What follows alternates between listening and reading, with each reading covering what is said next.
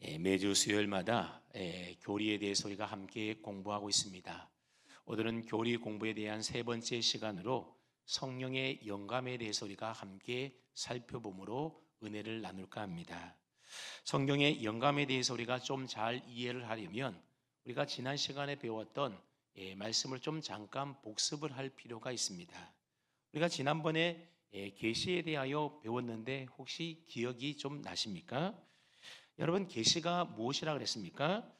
하나님께서 당신의 존재와 속성 그리고 하나님의 뜻과 계획을 나타내 보임으로써 하나님이 어떤 분이신지를 우리로 하여금 깨닫고 알게 해주는 과정으로 하나님이 주도하시는 신적인 활동을 가리켜서 계시다 그렇게 말을 합니다.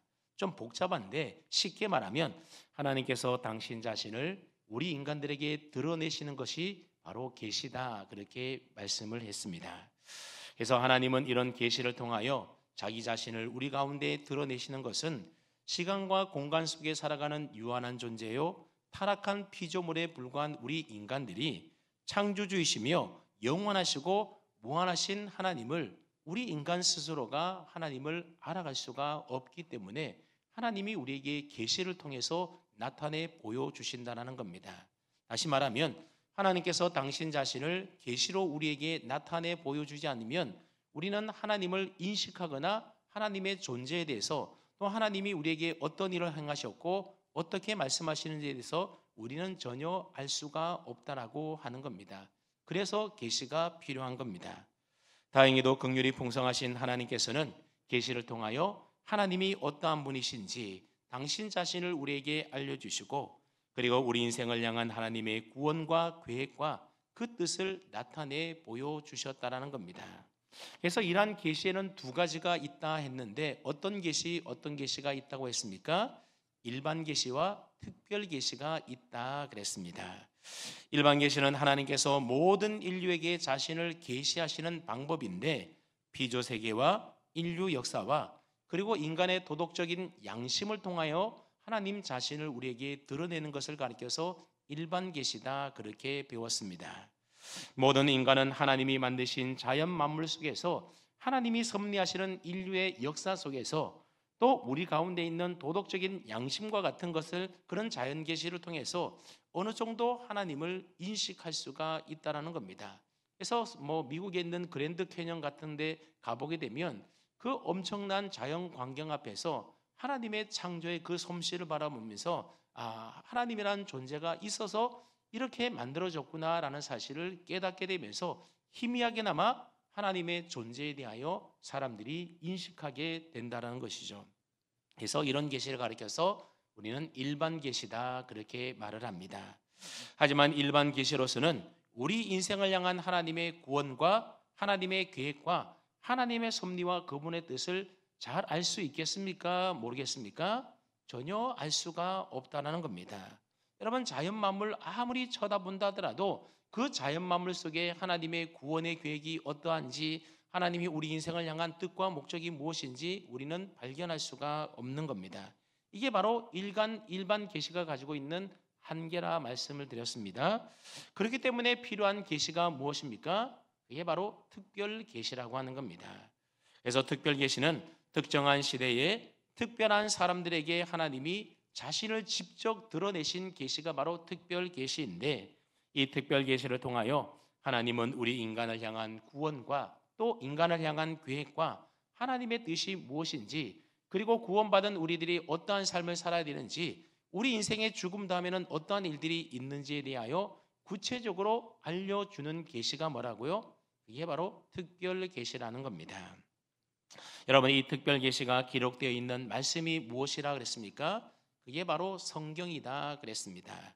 그래서 성경이야말로 가장 명확한 특별 계시가 바로 성경입니다.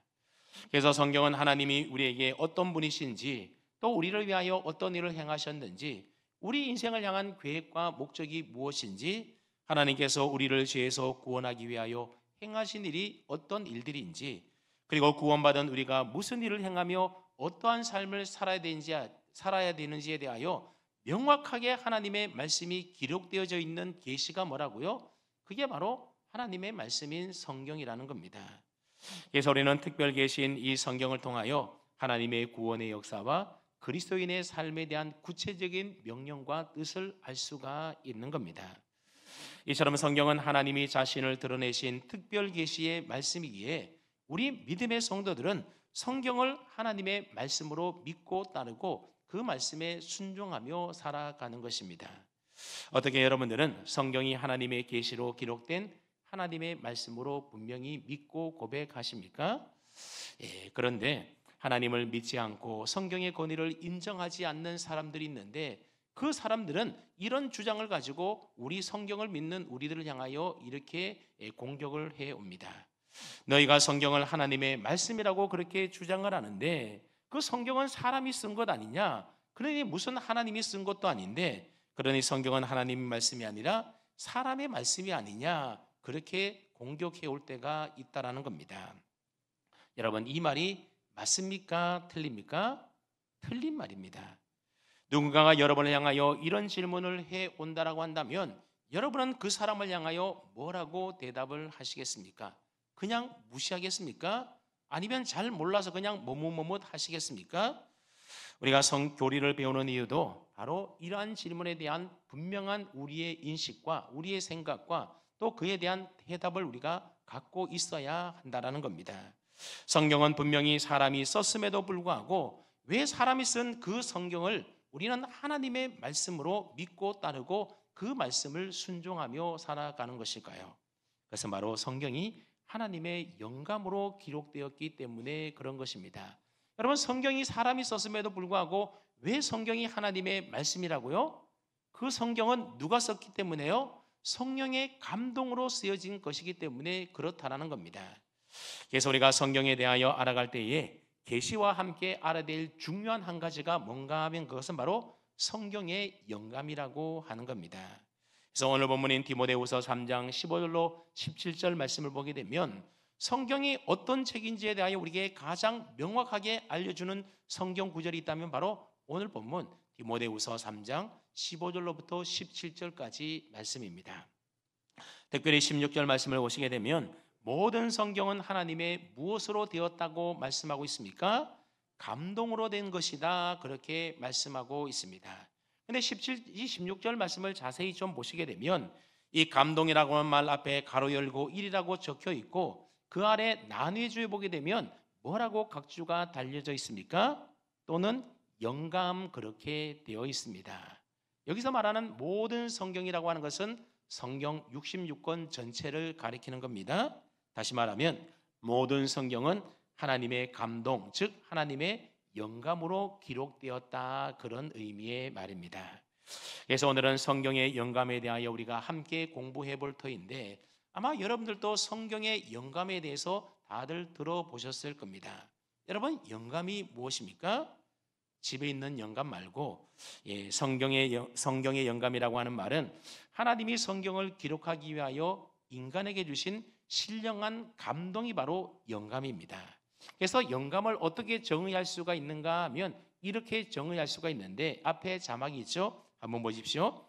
하나님께서 당신의 뜻을 알려주시기 위해 성경을 기록하실 때에 그 과정에서 실수나 오류가 생겨나지 않도록 하나님의 성령께서 직접 감독하셨다는 것을 의미한다. 이게 바로 영감의 정의라고 말할 수가 있습니다. 그러니까 성경은 사람이 쓰고 사람이 기록했지만 사람이 쓰는 그 모든 과정 가운데 무엇이 역사했다라고 하는 겁니까?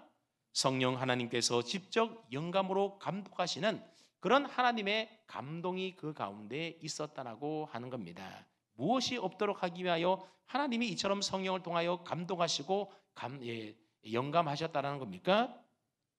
하나님의 말씀을 사람이 기록함에 있어서 실수나 오류가 없도록 하기 위해서 하나님의 감동이 역사했다라고 하는 겁니다.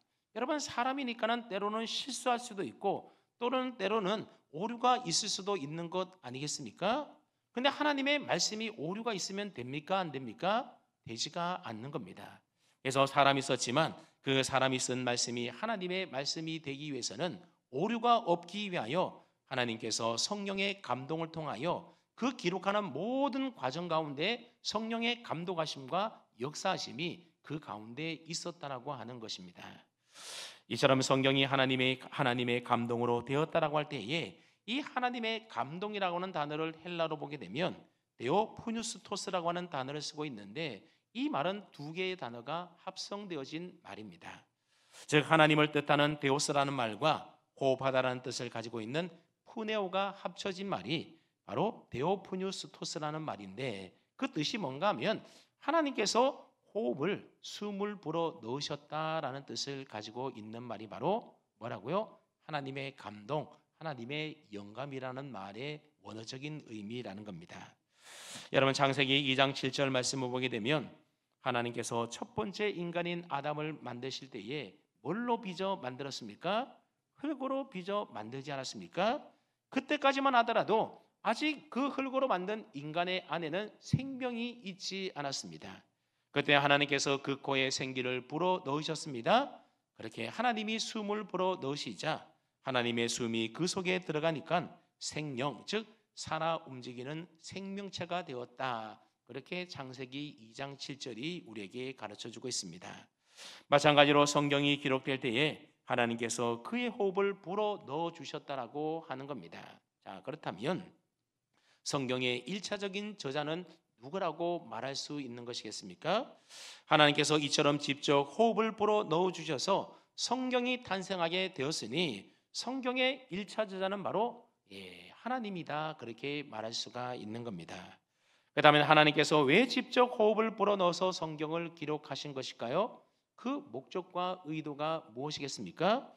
오늘 본문에 보게 되면 그리스도 예수 안에 있는 믿음으로 말미암아 구원을 얻는 지혜를 우리로 하여금 얻도록 하기 위하여 특별 계신 이 성경을 기록했다고 하는 겁니다.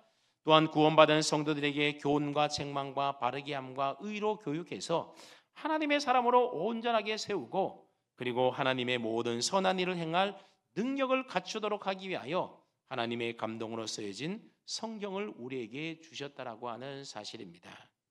이처럼 성경이 하나님의 말씀인 것은 하나님께서 그 호흡을 직접 불어 넣어주시는 하나님의 감동으로 하나님의 영감으로 기록된 말씀이 바로 성경이기 때문에 우리는 성경을 가리켜서 하나님의 말씀이다. 사람이 썼음에도 불구하고 이것은 하나님의 말씀이다. 그렇게 우리가 믿고 따르고 고백하고 순종하는 것입니다.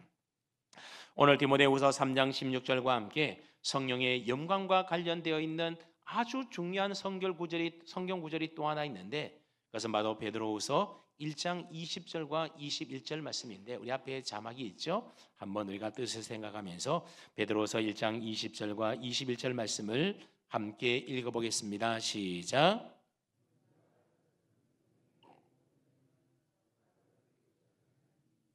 예언은 언제든지 사람의 뜻으로 낸 것이 아니요 오직 성령의 감동하심을 받은 사람들이 하나님께 받아 말한 것임이라. 아멘. 여러분 이 베드로후서의 말씀을 보게 되면 성경의 모든 예언은 사람의 뜻으로 난 것이 아니라 오직 성령의 감동하심을 받은 사람들이 하나님께 받아서 말한 것이다. 하나님께서 받아서 기록한 것이다. 그렇게 우리에게 알려주고 있습니다. 그리고 여기서 말하는 예언이라고 하는 것은 하나님께로부터 받은 말씀이라는 뜻으로 성경 전체를 의미하는 겁니다. 즉 모든 성경은 성령의 감동하심을 받은 사람들이 하나님께로부터 그 말씀을 받아서 기록한 것이라는 것입니다. 여기도 보면 오늘 본문과 마찬가지로 성경의 1차 저자가 누구라고 말하고 있는 것입니까? 바로 하나님이시라는 것을 우리에게 분명히 밝히고 있습니다. 그와 동시에 하나님께서 직접 우리에게 전달해 주신 것이 아니라 누구를 통하여서 주셨다라고 합니까? 성령의 감동하심을 받은 사람들을 통하여 그 하나님의 말씀을 기록해 주셨다라고 하는 겁니다. 즉 성경은 하나님이 저자이시고 말씀을 받아 기록한 사람은 대언자들이라고 하는 것입니다. 이것을 조금 어려운 표현으로 이야기하자면 성경의 이중저자적 특징이다. 그렇게 말할 수가 있습니다. 성경은 근본적으로 하나님 한 분이 저자이시지만 동시에 하나님께서는 여러 인간 저자들을 사용하셔서 성경을 기록하셨다라고 하는 말인 겁니다. 그렇다면 성경을 기록한 인간 저자는 여러분 몇 명쯤 될 것 같습니까? 대략 40명쯤 됩니다. 왜 정확하게 40명이 아니라 대략이라고 하는 말을 쓰는가 하면 성경의 인간 저자가 누구인지 명확하지 않는 성경들도 많이 있기 때문에 그렇습니다. 여러분 시편을 읽어보게 되면 시편에 있는 표제에 누가 이 시편을 기록했는지 저자들이 기록되어 있는 경우들이 있습니다. 대부분 다윗이 기록한 경우가 많고 또 솔로몬이 기록한 시편도 있고 또 모세의 시편도 있는데 그런데 많은 시편들이 그 저자가 누구인지 밝히지가 않고 있는 시편들도 많이 있다라는 겁니다. 그래서 학자들이 연구한 결과에 따르게 되면 대략 40여 명의 저자들이 성경을 기록했을 것이다. 그렇게 추정을 하고 있습니다. 그리고 성경이 기록된 연대를 보게 되면 대략 처음 성경이 기록된 최초의 성경과 마지막에 기록된 성경의 사이의 시간적인 간격이 어느 정도인지 아십니까? 약 1600년 정도가 된다라고 하는 겁니다. 별로 놀라지도 않으시네요. 창세기, 출애굽기, 레위기, 민수기, 신명기와 같은 이 모세오경은 누가 썼다고 합니까? 모세가 썼다고 해서 모세오경이다 그렇게 부르는 겁니다. 그래서 성경학자들은 이 모세오경이 모세가 쓴 책으로 가장 오래된 성경이다 그렇게 얘기를 합니다. 자, 그렇다면 모세는 언제적 사람입니까? 기원전 BC 1500년경 사람입니다.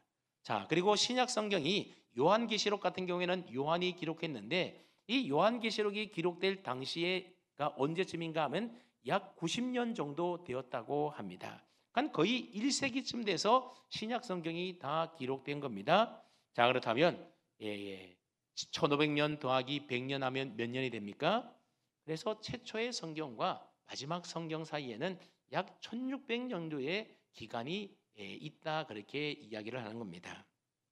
그러니 보십시오. 성경은 1600년에 걸쳐서 그리고 대략 40여 명의 다른 저자들에 의해서 성경의 각 권을 기록한 66권의 말씀이 바로 하나님의 말씀인 성경인 겁니다. 근데 여러분 놀라운 것은 이렇게 오랜 세월 동안 한 사람이 쓴 것도 아니고 여러 사람이 썼음에도 불구하고 통일성 있는 하나의 주제로 이 모든 성경들이 기록되고 있다라고 하는 사실입니다. 여러분 왜 그렇겠습니까? 뭐 1, 2년 사이에 썼으면 몰라도 1600년이 있으면 그 기간도 굉장히 멀고 또 쓴 사람도 한두 사람이 아니라 40여 명의 사람이 썼다라고 한다면 그 주제가 일치하기가 쉽지가 않은 겁니다.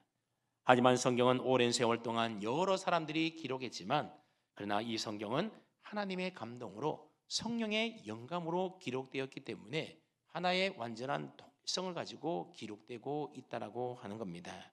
그래서 우리는 성경을 하나님의 말씀으로 믿고 따르고 순종하는 것입니다. 아무튼 성경이 하나님의 영감으로 기록되었다라고 할 때에 두 가지 분명한 사실이 무엇이라는 겁니까? 1차적으로는 하나님께서 직접 그 호흡을 불어 넣어주시는 성경의 저자라고 하는 사실입니다. 그와 동시에 하나님께서 호흡을 불어 넣어주실 때에 사람에게 영감을 주셔서 성경을 기록하게 하셨다라고 하는 겁니다. 어느 날 성경이 하늘에서 갑자기 뚝 떨어진 게 아니라고 하는 겁니다. 인간 저자가 있다라는 말이죠.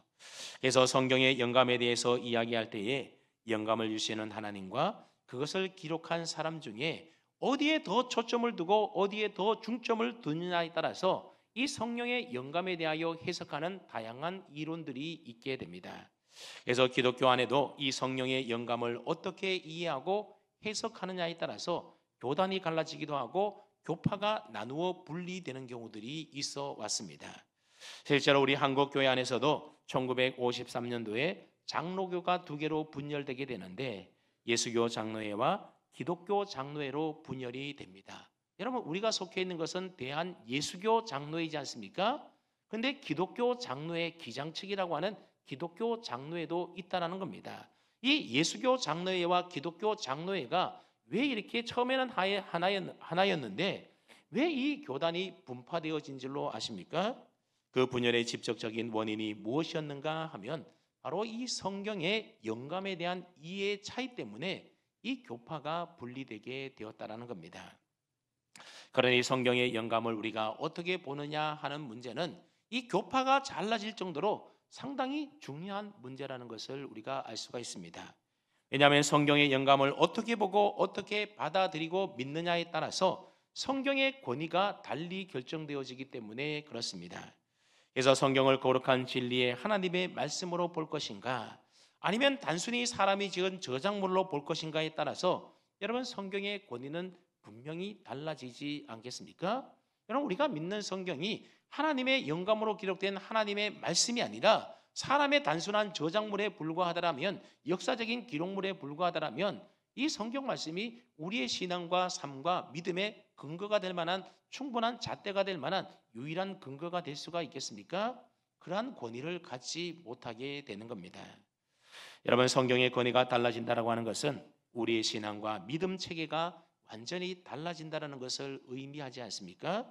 그래서 이 성경의 권위가 왜 중요한지에 대해서는 우리가 다음 시간에 좀 살펴보도록 하고, 오늘은 성경의 영감의 방법과 범위에 대한 몇 가지 이론들에 대해서 우리가 계속해서 좀 살펴보도록 하겠습니다. 먼저 성경이 어떠한 영감의 방법으로 기록된지와 관련되어 있는 세 가지 이론이 있습니다. 기계적 영감설, 동력적 영감설, 그리고 유기적 영감설이라는 것이 있는데, 여러분이 좀 생소하게 들릴지 모르는데 굳이 외울 필요까지는 없는 것 같습니다. 첫 번째로 기계적 영감설이 뭔가 하면, 말 그대로 하나님이 성경을 기록한 저자를 뭐처럼 사용했다라는 겁니까? 기계처럼 사용했다라는 겁니다. 어느 날 하나님께서 갑자기 인간 저자에게 찾아와서, 예를 들어서 모세에게 찾아와서, 야 모세야, 너 지금부터 내가 하는 말 그대로 받아 적어라, 이렇게 해서 모세가 붓을 잡고 있으면 하나님께서 모세의 손을 감동시켜서 마치 모세는 그냥 마치 기계처럼 성경을 기록했다고 하는 것이 뭐라고요? 그게 바로 기계적 영감설이라는 겁니다. 그래서 이런 기계적 영감설은 성경을 기록한 사람은 마치 타이프라이터처럼 하나님이 불러주시는 대로 기계적으로 받아서 적었다, 그렇게 보는 견해가 바로 기계적 영감설입니다. 그러니 여기에는 저자의 개성이나 또는 저자의 지식이나 사상이나 성품이나 기질이나 또는 그 사람이 갖고 있는 은사나 재능과 같은 요소들은 하나도 들어가 있지 않다라고 하는 겁니다. 저자의 어떤 요소도 성경에 기록되지 않고 오직 무엇만이요? 하나님이 그대로 불러주신 기계적인 내용이 그대로 기록되어 있는 것이 바로 성경이다, 이렇게 보는 견해가 뭐라고요? 이게 바로 기계적 영감설이라는 겁니다. 그래서 단어 하나하나까지도 하나님이 다 알려주신 그대로 기계처럼 기록했다라고 하는 영감설이 바로 기계적 영감설입니다. 물론 여러분 성경을 읽어보게 되면 성경의 저자들이 하나님이 알려주신 말씀을 그대로 기록한 부분들도 있지 않습니까? 예를 들어서 하나님께서 모세에게 십계명을 주실 때에 그 말씀은 하나님이 모세에게 일러준 그대로 기록한 말씀이라고 하는 겁니다. 또한 신약성경 요한계시록 2장과 3장에 보게 되면 반모섬에 유배 중이었던 사도 요한에게 주님께서 소아시아 7교회에게 보내는 편지를 기록하라 하셨을 때에도 그 말씀 역시 요한이 그대로 기록한 말씀이었다라고 하는 겁니다. 이런 경우에는 하나님의 영감 방식이 기계적인 방식이다, 그렇게도 볼 수가 있을 겁니다. 하지만 신구약 성경 66권 전체가 다 그렇게 기계적으로 기록되었다라고 주장한 것은 너무 과도한 생각이라고 하는 겁니다. 만약 성경 전체가 하나님이 불러주신 기계적인 영감설에 의해서 기록되었다라고 한번 생각을 해보십시오. 그러면 성경 전체의 문체와 어휘가 다 일관되게 똑같아야 하는 것 아니겠습니까? 근데 성경은 기록한 저자에 따라서 개성 있는 문체와 개성 있는 어휘들을 사용하고 있는 것을 볼 수가 있습니다. 그리고 성경 곳곳에 보게 되면 저자의 감정까지 기록되어 있는 것을 우리가 많이 살펴볼 수가 있습니다. 그 밖에도 성경이 기계적 영감설에 의해서 기록되어졌다고 하는 주장을 하기에는 너무나도 많은 허점들이 있다고 하는 겁니다. 그래서 두 번째 영감설이 있는데 그것은 바로 동력적 영감설입니다. 이 동력적 영감설이라고 하는 것은 기계적 영감설과 완전히 정반대의 입장이다, 그렇게 생각을 하면 됩니다. 그래서 동력적 영감설은 뭔가 하면 하나님께서 성경의 저자에게 영감을 주시기는 했지만 그 영감은 성경을 기록할 동기부여 정도의 역할만 했다라고 주장하는 것이 바로 동력적 영감설입니다. 즉 성경을 기록할 수 있도록 출발, 시동만 할 수 있도록 영감을 주셨다라는 겁니다. 여러분, 처음에 차를 시동을 딱 한번 걸어 놓으면 그 다음에는 차가 시동 걸지 않더라도 계속 가는 것 아니겠습니까? 마찬가지로 하나님께서 성경 저자들에게 감동을 주시고 은혜를 주셔서 성경을 기록하기는 했지만, 그러나 그 나머지 성경을 기록하는 모든 과정은 결국 누가 했다라는 겁니까? 사람이 기록했다라고 하는 겁니다. 이런 동력적인 영감설은 하나님보다도 인간 저자에게 초점과 강조점을 맞추고 있다라는 겁니다. 그러다 보니 동력적 영감설에는 성경의 권위를 그들은 어떻게 보겠습니까? 성경이 절대적인 권위를 가진 하나님의 말씀으로 보기보다는 인간 저자의 저작물로 보게 된다라고 하는 겁니다. 결국 이 동력적 영감설은 나중에는 자유주의 신학으로 확장되어져 갔던 것입니다. 그래서 19세기 들어오게 되면 자유주의 신학자들이 등장하게 되는데, 이들은 성경의 영감성을 강하게 부정했던 사람들입니다. 성경은 그저 사람이 저작했던 기록물에 불과한 것이지 하나님의 감동으로 기록된 말씀이 아니라고 그들은 주장을 했습니다. 그래서 이들은 구약 성경은 고대 이스라엘의 종교 문서에 불과한 것이고, 신약의 경우에는 예수님의 제자들과 예수님을 따르던 추종자들이 예수님을 신격화하기 위해서 적은 인간의 조술로 보고 있다라는 겁니다. 그래서 이러한 자유주의 신학사조가 한동안 세계 신학을 주름잡은 적도 있었는데, 오늘 우리 믿음의 성도들이 절대로 따르거나 동조할 수 없는 가장 경계해야 될 신학사조 가운데 하나가 바로 이 자유주의 신학인 것입니다.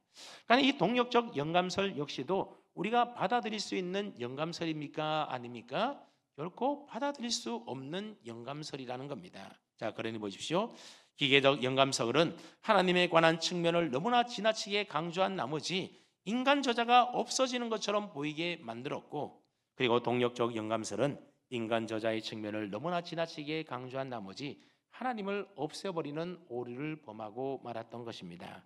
자, 그렇다면 우리 믿음의 성도들은 어떠한 성경의 영감설을 받아들여야 되겠습니까? 바로 세 번째 영감설인 유기적 영감설을 우리는 받아들여야 하는 겁니다. 그렇다면 유기적 영감설이라고 하는 것은 무엇이겠습니까? 성경의 1차 저자인 하나님과 그것을 기록하여 쓴 인간 저자가 유기적으로 연계해서 기록했다라고 하는 이론이 바로 유기적 영감설입니다.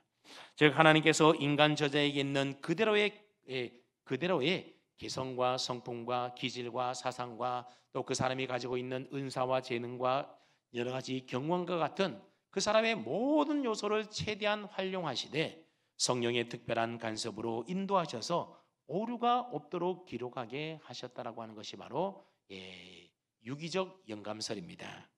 인간 저자를 기계가 아니라 그가 가지고 있는 모든 전 인격적인 것들을 다 유기적으로 사용하여 성경을 기록했다라는 겁니다. 뭐가 없도록요? 아무런 오류가 없도록 특별하게 간섭하셔서 영감을 주셔서 기록하게 했다라는 겁니다. 그러니까 처음 시작만 시동만 영감으로 역사하신 것이 아니라 처음부터 끝까지 하나님의 영감이 유기적으로 역사해서 오류도 문제도 없이 하나님께서 의도하신 뜻을 우리에게 그대로 다 전달할 수 있도록 기록한 영감이 뭐라는 겁니까? 이게 바로 유기적인 영감설이라고 하는 겁니다. 그래서 우리가 성경을 연구해 보게 되면 성경의 각 곳마다 문체나 또는 용어나 용법이 아주 다르다라는 사실을 우리가 발견할 수가 있습니다. 여러분, 똑같은 헬라어로 기록된 신약 성경이지만 바울이 쓴 서신과 베드로가 쓴 서신과 그리고 야고보가 쓴 서신을 비교해 보게 되면 서로 확연히 차이가 날 정도로 서로 문체와 문법이 다르다라고 하는 것입니다. 사도 바울 같은 경우에는 당대 최고의 석학이었던 가말리엘의 수하에서 많은 학문을 배운 사람이지 않습니까? 그러다 보니 성경을 기록하는 데 있어서도 많은 헬라어 단어를 사용하고 있는 것을 보게 됩니다. 그리고 글을 쓸 때도 짧게 쓰는 것이 아니라 분사형을 사용해서 문장을 아주 길게 쓰는 그런 특징을 가지고 있습니다. 가령 이렇게 했으니 이렇게 했고 이러이러했으니 저랬고 저랬으니 또 이러했으며 이런 식으로 한 문장의 길이가 굉장히 긴 것을 발견할 수가 있습니다. 그래서 현존하는 헬라어 문헌 가운데에 가장 긴 문장이 바로 사도 바울이 기록했던 에베소서 1장 3절로부터 14절까지의 말씀이라고 합니다. 무려 202개의 헬라어 단어가 한 문장으로 기록되어 있다고 합니다. 여러분, 그에 반해서 야고보서 같은 경우를 읽어보게 되면 아주 원문에 보게 되면 아주 짧은 단문으로 짧게 기록되어 있는 것을 볼 수가 있습니다. 여러분, 야고보는 누구입니까? 예수님의 동생이지 않습니까? 아무래도 나사렛 시골에서 자라서 많이 배우지 못하다 보니 글 쓰는 솜씨가 능숙하지 못했던 것을 우리가 발견하게 되는 것입니다. 여러분, 또 복음서 같은 경우에도 보면 각 복음서마다 저자들이 가지고 있는 특색이 있는 것을 발견하게 됩니다. 가령 마태복음을 기록한 마태는 무슨 출신입니까? 직업이 뭐였었죠? 세리지 않습니까? 그래서 마태는 돈을 이렇게 모으면서도 돈을 이렇게 하면서도 관리하면서 아마 세밀하게 정리정돈을 잘했던 것 같습니다. 그래서 예수님의 산상설교, 하나님 나라의 비유, 종말론과 같은 이런 내용들을 잘 체계적으로 모아서 정리하여 묶어서 성경을 기록하고 있는 특징을 가지고 있습니다. 그에 반하여 누가는 헬라 출신의 의사이지 않았습니까? 그러다 보니 누가복음을 읽어보게 되면 예수님께서 고쳐주신 병이 무엇인지 병명을 구체적으로 말하기도 하고요. 또 자신이 이방인이었기 때문에 다른 복음서에는 기록되어 있지 않는 이방인에 관한 기록을 특별히 기록해 놓은 것을 볼 수가 있습니다. 예를 들어 보면 예수님께서 나병 환자들 10명을 고쳐주지 않았습니까? 그때 돌아와서 예수님께 감사했던 사람이 누구입니까? 바로 이방인 취급을 받았던 사마리아 사람입니다. 그런데 이 내용은 다른 복음서에는 기록되어 있지 않고 이방인에게 관심이 많았던 누가복음에만 기록되어 있다는 겁니다. 그리고 여리고로 내려가는 길에 강도 만난 자를 도와준 선한 사마리아 이야기도 누가복음에만 기록되어 있습니다. 왜 그렇겠습니까? 누가는 이방인이었기 때문에 이방인에 대한 관심이 많았다는 겁니다. 이방인 가운데도 이렇게 훌륭한 믿음의 사람, 훌륭한 사람이 많이 있었다는 것을 이와 같이 기록하고 있는 것입니다. 이처럼 성경은 하나님께서 영감으로 그 호흡으로 불어 넣어서 기록된 하나님의 말씀입니다. 하지만 동시에 성경은 하나님께서 사람이라고 하는 그 저자의 사상과 언어와 그 사람이 가지고 있는 경험과 은사와 경험 등을 모두 다 사용해서 오류나 왜곡이 없도록 기록하셨다라고 하는 겁니다. 그래서 성경은 마치 두 가지의 실로 뜨개질한 옷과도 같다라고 말할 수가 있습니다. 분명히 서로 다른 두 가지의 실을 사용했음에도 불구하고 그 옷을 다 만들어 놓은 다음에는 그 두 개의 실을 구별할 수 없는 옷과도 같다라는 겁니다. 이처럼 성경의 영감으로 기록된 성경의 말씀은 하나님과 인간의 유기적인 협력과 순종과 성령의 역사를 통하여 기록된 하나님의 말씀이라고 하는 사실입니다. 자, 그렇다면 성령의 영감과 관련하여 또 하나의 질문이 생겨나게 됩니다. 성경이 하나님의 감동으로 기록되었는데 그렇다면 성경의 이 영감의 범위는 어디까지일까? 그런 질문이 생겨나게 됩니다. 여러분, 성경의 영감이 부분적일까요? 아니면 성경 전부 다일까요? 성경의 범위와 관련해서 세 가지 주장이 또 있습니다. 부분적인 영감과 사상적인 영감, 그리고 전체 영감 혹은 완전 영감이라고 불리는 축자 영감, 이렇게 세 가지의 영감이 있습니다. 먼저 부분적인 영감은 어떤 영감인가 하면 성경 전체가 아니라 어떤 특정한 부분만 이 성령의 영감으로 기록되어졌다라고 하는 그런 영감론입니다. 성경 전체를 하나님의 말씀으로 믿는 그런 전통에서 신앙생활에 한 오늘 우리들이 볼 때는 이 부분적인 영감설은 사실 말이 안 되는 것처럼 보이기도 합니다. 그런데 의외로 상당히 많은 사람들이 이런 생각을 갖고 있다라고 하는 겁니다. 성경에는 이스라엘 역사와 같은 역사적인 부분이 있는가 하면 또 우리의 믿음과 신앙의 교리에 해당되는 부분들도 많이 있습니다. 근데 근대에 들어와서 계몽주의와 합리주의의 영향을 받은 사람들이 이성을 점점 강조하다 보니 성경의 역사적인 부분에 저자의 실수와 오류가 있다라고 생각을 하기 시작한 겁니다.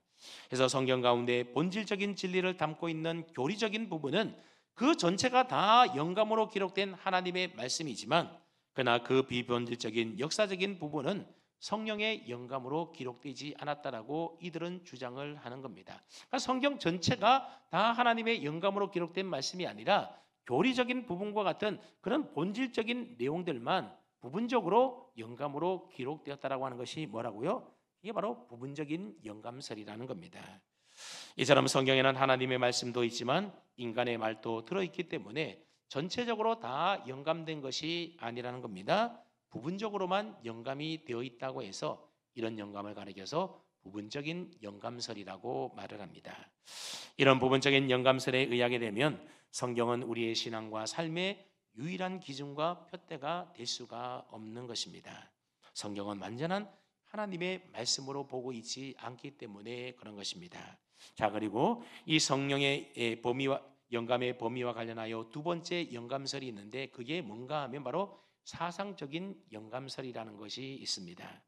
성경의 저자의 사상이나 생각은 분명히 영감되어졌지만 그러나 그 생각의 표현에 사용된 언어들은 순전히 하나님의 도우심 없이 하나님의 영감 없이 오로지 인간 저자의 선택한 결과물이라고 주장하는 견해가 바로 이 사상적인 영감론입니다. 여러분, 생각과 언어가 분리된다는 것은 사실 근본적으로 불가능한 것입니다. 우리가 표현하는 언어나 문체는 모두 다 그 생각이나 그 사람의 사상에서 나온 것 아니겠습니까? 생각 따로 글 따로 이게 아니라는 겁니다. 그러니 사상과 생각이 성령에 의해서 영감되어지게 되면 그 영감에 의해서 쓰여진 언어나 문장도 다 영감되어질 수밖에 없는 것입니다. 그래서 이 견해는 그 자체로서 논리적인 모순을 갖고 있는 견해라는 겁니다. 그리고 마지막 세 번째는 전체 영감 혹은 완전 영감이라고 하는 축자 영감이 있습니다. 오늘 본문 16절 말씀에도 보게 되면 모든 성경은 하나님의 감동으로 되었다라고 분명히 이야기하고 있습니다. 어느 특정한 부분이나 어느 특정한 성경의 책만 영감으로 감동으로 기록된 것이 아니라 모든 성경, 신약 구약 39권, 신약 27권, 성경 66권 전체가 다 하나님의 감동으로 성령의 영감으로 기록되었다라고 오늘 본문이 우리에게 증언해주고 있습니다. 이처럼 성경의 어느 특정한 부분만이 영감된 것이 아니라 모든 성경 구절이 다 하나님의 감동으로 인도하심을 따라 오류가 없이 기록되었다라고 하는 것이 뭐라고요? 이게 바로 전체 영감 혹은 축자 영감이라고 그렇게 부르는 영감설입니다. 우리가 잘못 오해하게 되면 완전 영감인 이 축자 영감을 기계적인 영감과 혼돈할 수가 있는데 사실 기계적인 영감과 이 축자 영감은 완전히 다르다라는 사실을 비슷하지만 다르다라는 사실을 우리가 분명히 구별할 수 있어야 됩니다. 여러분 기계적인 영감이 뭐가 기계적인 영감이라고 그랬습니까? 마치 기계처럼 하나님께서 글자 하나하나까지 다 불러주셔서 저자는 그대로 기록한 것이 바로 기계적 영감설이라 그랬습니다. 반면에 축자 영감설은 무엇입니까? 성경의 저자가 성경을 기록할 때에 단어 하나하나를 선택하는 그 모든 기록되는 과정 가운데도 하나님의 호흡이 하나님께서 호흡을 불어 넣어 주셔서 성령의 감동하심으로 인도되어졌다라고 하는 겁니다. 그래서 성경에 오류가 생기지 않도록 하셨다라는 것이 바로 축자 영감설입니다. 그러니까 이 구별이 됩니까? 기계적 영감설은 글자 하나하나를 다 하나님이 불러주셨다는 것이 기계적 영감설이고 그 다음에 축자 영감설은 성경 저자가 자신의 사상과 생각과 경험과 자신이 가지고 있는 재능과 이런 것들을 사용하여 자신이 기록했지만 그 모든 기록되는 과정 가운데 오류가 없도록 성령님께서 그 모든 글 쓰는 과정 가운데도 하나님이 성령으로 감동하시고 역사하시고 인도하셨다는 것이 바로 완전 영감, 축자 영감이라고 하는 겁니다. 어떻게 여러분 성령의 영감에 대해서 좀 이해가 되십니까? 굉장히 복잡하게 여러 가지 많은 얘기들을 했는데 정리를 해보면 지금까지 성령의 영감 방법과 관련해서 기계적인 영감 그리고 동력적인 영감, 유기적인 영감에 대해서 말씀드렸고요. 또 성경의 이 영감의 범위와 관련해서는 부분적인 영감, 사상적인 영감, 완전 영감 혹은 축자 영감이 있다 그렇게 말씀을 드렸습니다. 그러면 이 6가지 성경의 영감에 대해서 그 용어까지 우리가 다 기억할 필요는 사실 없습니다. 다만 우리가 성령의 영감과 관련하여 꼭 기억해야 될 사실은 무엇이겠습니까? 하나님의 말씀인 성경은 하나님의 감동으로 성령의 영감으로 기록된 하나님의 말씀이라고 하는 이 사실만큼은 우리가 잊어버려서는 안 된다는 겁니다. 물론 사람 저자가 썼지만 그러나 그 말씀은 하나님의 영감에 의하여 기록되었기 때문에 이 말씀은 우리의 신앙과 믿음과 우리의 삶의 유일한 표준이 되고 또 유일한 잣대가 되는 하나님의 진리의 말씀이라고 하는 이 사실을 우리가 분명히 믿어야 한다는 겁니다. 그래서 1차적으로는 하나님께서 성령의 저자가 되시고 2차적으로는 하나님이 인간 저자를 사용하시되 그들이 가지고 있는 모든 전 인격적인 요소들을 충분히 사용하셔서 유기적으로 기록하셨다라고 하는 이 사실과 그리고 저자가 기록한 단어 하나하나까지도 오류가 없도록 하시기 위해서 성경 전체를 완전하게 영감하셨다라고 하는 이 사실을 우리는 분명히 믿어야 하는 것입니다. 다른 것은 여러분 기억해도 좋겠지만 기억 안 해도 상관이 없다라고 하는 겁니다. 여러분 요한계시록 22장 19절은 우리에게 이렇게 이야기하고 있습니다. 만일 누구든지 이 두루마리의 예언의 말씀에서 제하여 버리면 하나님이 이 두루마리에 기록된 생명나무와 및 거룩한 성에 참여함을 제하여 버리시리라 그랬습니다. 여러분 이게 무슨 말이겠습니까? 성경 66권 전체가 하나님의 영감으로 기록된 완전한 하나님의 말씀이라는 겁니다. 그렇기 때문에 거기에 더할 수도 없고 거기에서 빼서도 안 된다라고 하는 말씀입니다. 그렇습니다. 성경은 하나님의 호흡을 불어넣어 주심으로 조금의 오류도 없는 완전한 하나님의 진리의 말씀이라고 하는 겁니다. 우리의 신앙과 삶의 유일한 기준이요 잣대가 되는 것이 바로 성령의 하나님의 감동으로 쓰여진 이 성경 말씀이라고 하는 사실입니다. 이 성경론이 제대로 세워져 있지 않게 되면 나머지 교리들이 다 무너질 수밖에 없게 되는 겁니다. 왜냐하면 신론이라든지 앞으로 배우게 될 인간론, 기독론 또는 구원론, 성령론, 교회론, 종말론과 같은 이 모든 교리들은 다 무엇에 근거하여 세운 것입니까? 바로 성경에 기록되어 있는 그 말씀에 따라 세워진 교리들이라고 하는 겁니다. 성경에서 인간에 대하여 어떻게 이야기하고 있는지, 우리 구원에 대하여 어떻게 이야기하고 있는지, 성령에 대해서, 교회에 대해서, 마지막 종말에 대해서 어떻게 이야기하고 있는지 이 성경의 근거에서 바로 이 교리가 세워졌다라고 하는 겁니다. 그런데 이 모든 교리의 기초인 성경론이 바로 세워져 있지 않게 된다라고 한다면 다른 교리들이 어떻게 바로 설 수가 있겠습니까? 하나님의 이 기록된 계시의 말씀을 하나님의 영감으로 기록된 하나님의 진리의 말씀으로 우리가 믿지 못한다면 그 말씀에 근거하여 세운 그 모든 교리들이 다 무너져 버리는 것 아니겠습니까? 그러므로 하나님께서 성령의 감동으로 우리에게 주신 완전하고 완벽한 하나님의 진리의 말씀인 이 성경을 우리는 더 사랑하고 더 부지런히 읽고 듣고 묵상하며 늘 가까이 하는 일에 힘써야 하는 것입니다. 그럴 때 성경이 우리를 교훈하여 우리를 온전한 하나님의 사람으로 모든 선한 일을 행할 능력 있는 그리스도인들로 우리를 성장시켜 주실 것입니다. 그런 해가 저와 이런 모두의 있기를 주님의 이름으로 축원합니다. 아멘.